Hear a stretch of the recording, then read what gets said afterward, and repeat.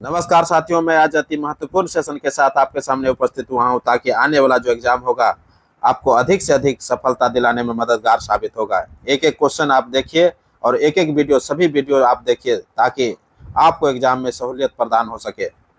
तो पहला क्वेश्चन है, भारत में चाय और कॉफी की फसलों के कौन सी श्रेणी में आता है? चाय और कॉफी का जो फसल है दोस्तों, फसलों का कौन सा श्रेणी आता है? कौन सा श्रेणी में आता है?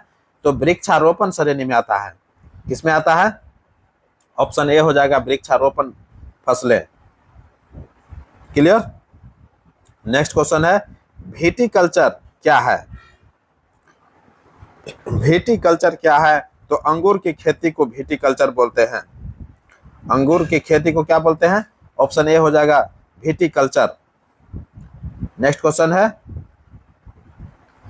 पीएसएलवी पीएसएलवी का पूर्ण नाम क्या है?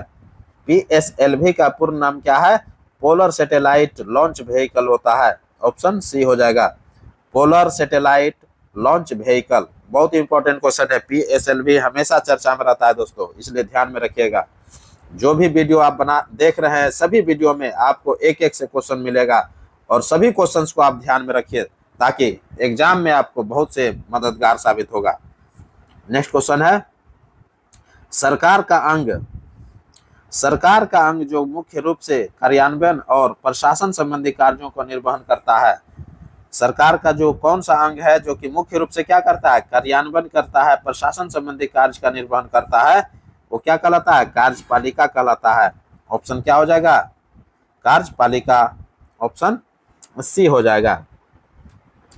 क्लियर हो गया होगा। कार्यपालिका अर्थात इसको एग्जीक्यूटिव के नाम से जानते हैं दोस्तों। विधायिका का काम क्या है? कानून को बनाना, और न्यायपालिका का काम है न्याय करना। क्लियर। नेक्स्ट क्वेश्चन है, एडिज मच्छर किसका वाहक है? एडिज मच्छर किसका वाहक है? तो एडिज मच्छर जो है डेंगू का है। किसका है? एडिज मच्छर से ही डेंगू होता है दोस्तों। ऑप्शन ए हो जाएगा। एडिज मच्छर से क्या होता है? डेंगू होता है, जो कि वायरस जनित रोग है। नेक्स्ट क्वेश्चन है, रेगिस्तान में यात्रियों को अक्सर पानी फैले होने का दृष्टि भ्रम होता है। रेगिस्तान में यात्रियों को अक्सर पानी फैले होने का दृष्टि भ्रम होता है, जहां वास्तव में कुछ नहीं होता है। जहां वास्तव में क्या होता है? कुछ नहीं होता है। ऐसा किस कारण से संभव है? ऐसा जो है किस कारण ऐसा होता है? किस कारण ऐसा संभव है? तो मृग मारीचिका के कारण ऐसा संभव है दोस्तों।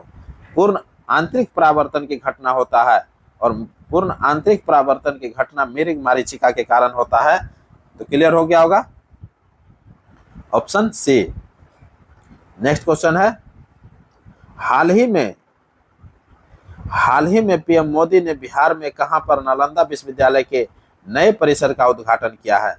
हाल ही में पीएम मोदी ने बिहार में कहां पर नालंदा विश्वविद्यालय के नए परिसर का उद्घाटन किया है? तो कहां किया है? राजगीर में। क्या है दोस्तों? कहां क्या है? राजगीर में। क्या है? ऑप्शन बी हो जाएगा। नेक्स्ट क्वेश्चन है, पोंगल किस राज्य का त्योहार है?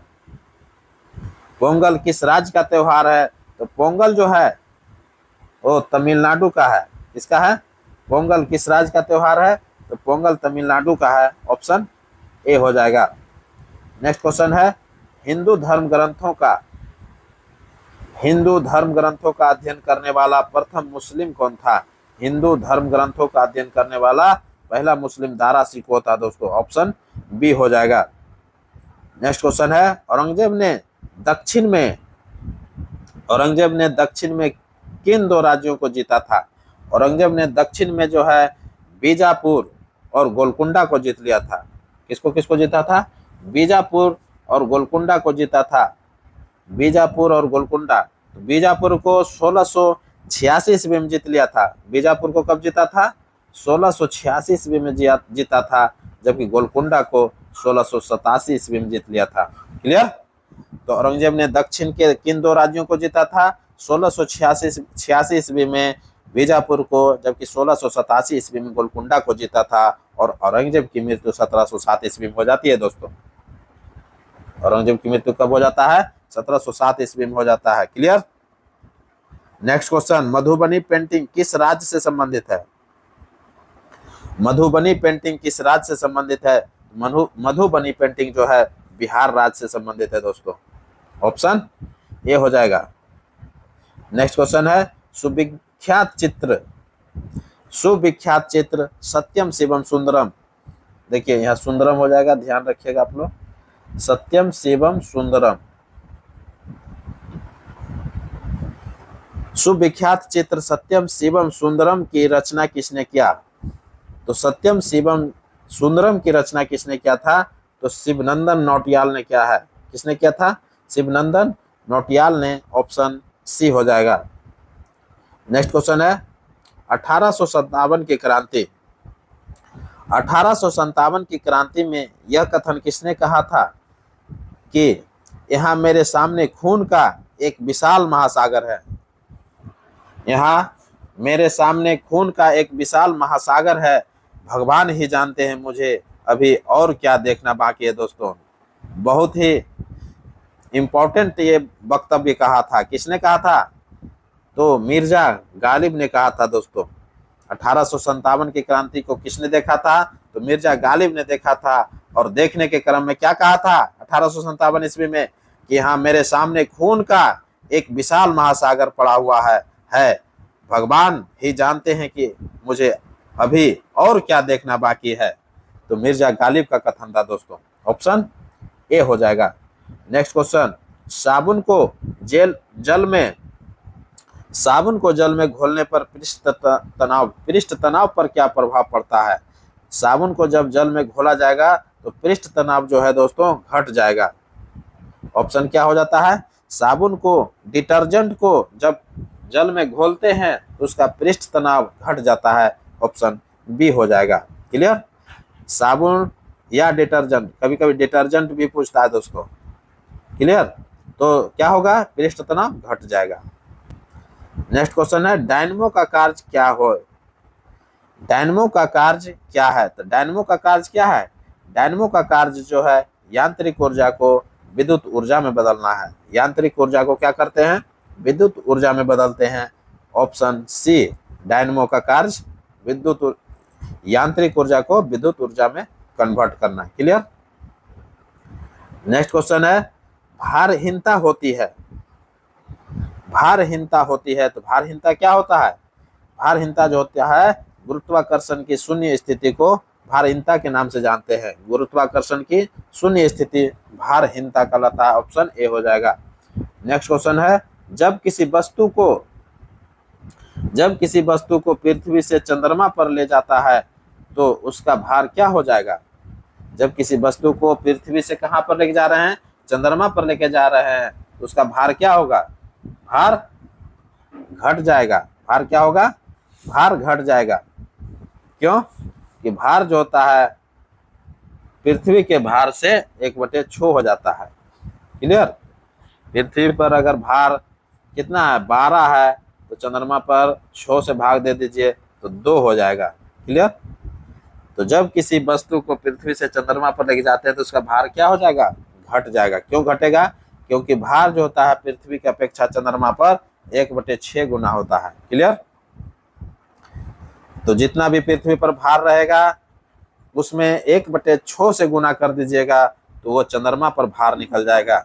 जबकि इसका आंसर क्या हो जाएगा? घट जाएगा। भार क्या हो जाएगा? घट जाएगा। ऑप्शन ए हो जाएगा।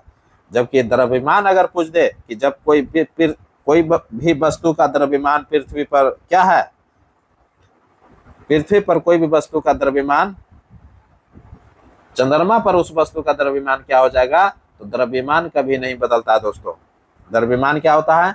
कभी नहीं बदलता है। द्रव्यमान जो होता है वो परिवर्तित रहता है, जबकि भार क्या हो जाता है? बदल जाता है। यही याद रखिएगा। कंफ्यूजन बार बार एग्जाम में क्वेश्चन हो जाता है। कभी कभी क्वेश्चन कंफ्यूजन में गलत आप मार के आ जाइएगा।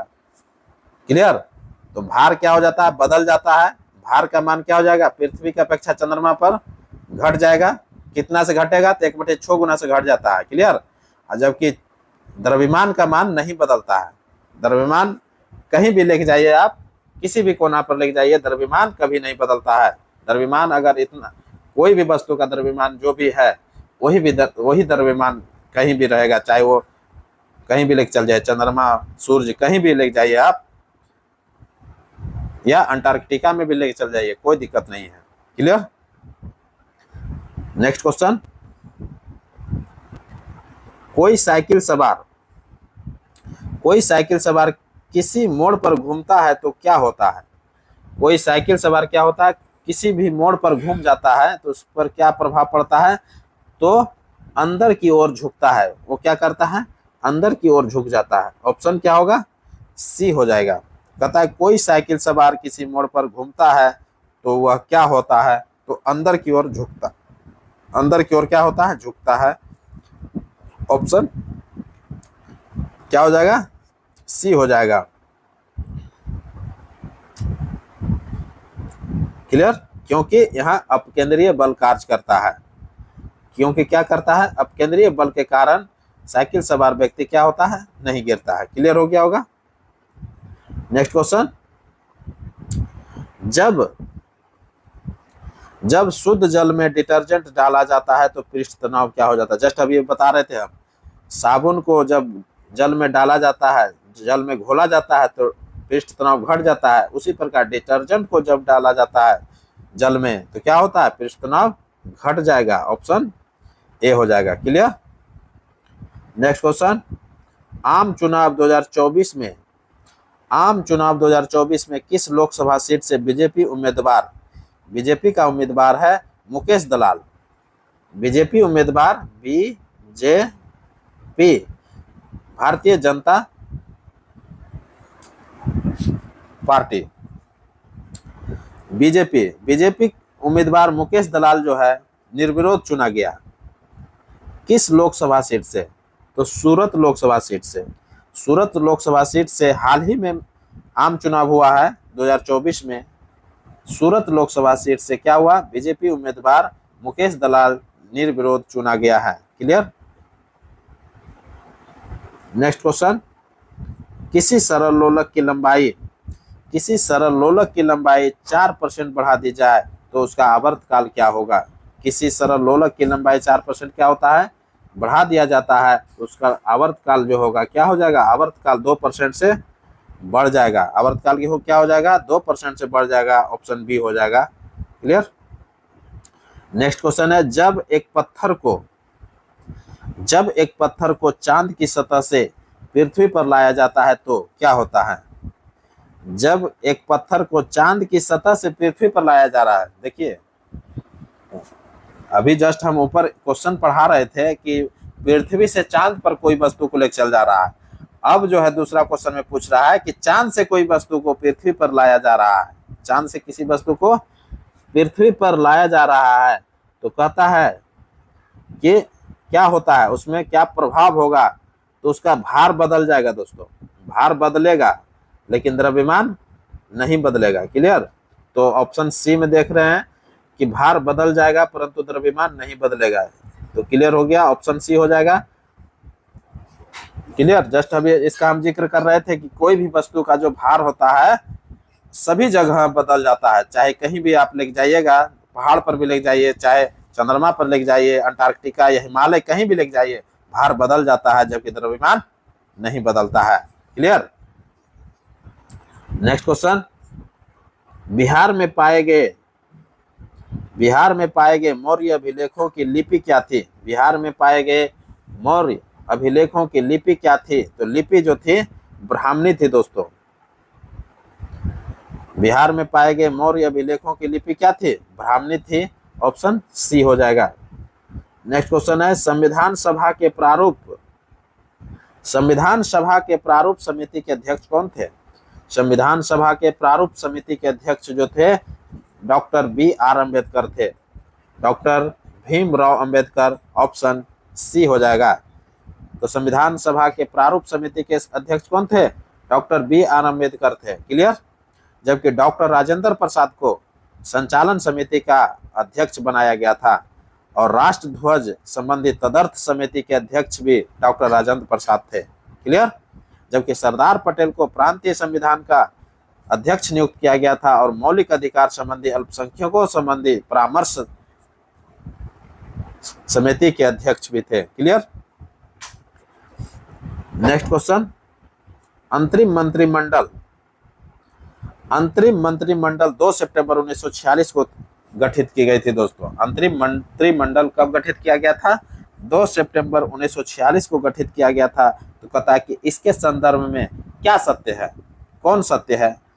एक तरफ विभाग है और दूसरी तरफ मंत्री है, तो कौन सा विभाग किस मंत्री के पास था, एक एक करके हम लोग देख लेते हैं तो सत्य की समझ में आ जाएगा।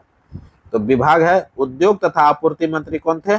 जॉन मथाई थे, बिल्कुल सही है। जॉन मथाई जो थे उद्योग तथा आपूर्ति मंत्री थे। दूसरा ऑप्शन है, रेलवे मंत्री कौन था? रेलवे मंत्री जो थे अरुणा आसफ अली थे, बिल्कुल सही। तीसरा ऑप्शन है, कार्य खान एवं बंदरगाह मंत्री कौन था? तो C.H. भाभा थे। कौन थे? ऑप्शन सी भी सही है, अर्थात तीनों ऑप्शन क्या मिल गया? सही मिल गया। उद्योग तथा आपूर्ति मंत्री जॉन मथाई, रेलवे मंत्री अरुणा आसफ अली, कार्य खनन एवं बंदरगाह मंत्री कौन थे? C.H. भाभा। तो तीनों ऑप्शन सही मिल गया, अर्थात उपर्युक्त में से एक से अधिक हो जाएगा, option D. Clear. Next question है, संविधान सभा में कितनी महिलाएं शामिल थी? बहुत ही इंपॉर्टेंट क्वेश्चन है। संविधान सभा में कितनी महिलाएं शामिल थी? तो 15 महिलाएं शामिल थी। कितने? 15 महिलाएं शामिल थी, ऑप्शन ए हो जाएगा। नेक्स्ट क्वेश्चन है, असम एवं अरुणाचल प्रदेश। असम एवं अरुणाचल प्रदेश के बीच सीमा कौन सा नदी बनाती है? असम एवं अरुणाचल प्रदेश के जो बीच सीमा बनाती है वो संकोच नदी होता है। कौन होता है? संकोच नदी होता है। संकोच नदी। क्लियर। असम एवं अरुणाचल प्रदेश के बीच में सीमा बनाने वाली जो नदी है वो संकोच नदी है। ऑप्शन देख लेते हैं। संकोच नदी ऑप्शन में नहीं दिया हुआ है, तो नन ऑफ दीज हो जाएगा दोस्तों। क्या हो जाएगा? ऑप्शन ई हो जाएगा, नन ऑफ दीज। तो असम एवं अरुणाचल प्रदेश के बीच में कौन सी नदी सीमा बनाती है? तो संकोच नदी। बहुत ही इंपॉर्टेंट क्वेश्चन है, आप ध्यान में रखिएगा। नेक्स्ट क्वेश्चन है, तुजू दर्रा कहाँ है? तुजू दर्रा कहाँ है दोस्तों? तो तुजू दर्रा जो है मणिपुर में है, ऑप्शन ए हो जाएगा। नेक्स्ट क्वेश्चन है, विश्व में प्रथम महिला बिशप कौन बनी थी? विश्व में प्रथम महिला बिशप कौन बनी थी? तो मदर टेरेसा। कौन बनी थी? मदर टेरेसा बनी थी। बहुत इंपॉर्टेंट क्वेश्चन है, ऑप्शन सी हो जाएगा, मदर टेरेसा। नेक्स्ट क्वेश्चन है, विदेशिया कहाँ का प्रसिद्ध लोक नृत्य है? विदेशिया कहाँ का प्रसिद्ध लोक नृत्य है? तो विदेशिया जो है कहाँ का है? ये बिहार का है दोस्तों। कहाँ का है? बिहार का है। विदेशिया प्रसिद्ध लोक नृत्य है बिहार का, और इसके प्रसिद्ध कलाकार जो हुए भिखारी ठाकुर हुए थे। कौन हुए थे? भिखारी ठाकुर हुए थे। क्लियर। नेक्स्ट क्वेश्चन है, योजना आयोग क्या है? देखिए बहुत इंपॉर्टेंट क्वेश्चन, अभी जस्ट हम योजना आयोग का चर्चा कर रहे थे। योजना आयोग क्या है? तो योजना आयोग जो है एक सलाहकार बोर्ड है। क्या है? योजना आयोग जो है एक सलाहकार बोर्ड है, और ये गैर संवैधानिक तथा परामर्शदात्री संस्था है। ये कैसी संस्था है? यह गैर संवैधानिक संस्था है। इसको परामर्शदात्री निकाय के रूप में भी जानते हैं। तो योजना आयोग को किस नाम से जानते हैं? गैर संवैधानिक तथा परामर्शदात्री निकाय के रूप में जानते हैं, और यह एक सलाहकार बोर्ड की तरह कार्य करता है। क्लियर। तो योजना आयोग का स्थापना कब हुआ था? 15 मार्च 1950 ईस्वी को हुआ था। भारत सरकार के एक प्रस्ताव के द्वारा हुआ था। 15 मार्च 1950 ईस्वी को हुआ था। और योजना आयोग का अध्यक्ष प्राइम मिनिस्टर होते हैं, और योजना आयोग का प्रथम अध्यक्ष अगर पूछ लिया जाए तो जवाहरलाल नेहरू हो जाएगा। क्लियर हो गया होगा। नेक्स्ट क्वेश्चन, पोलियो की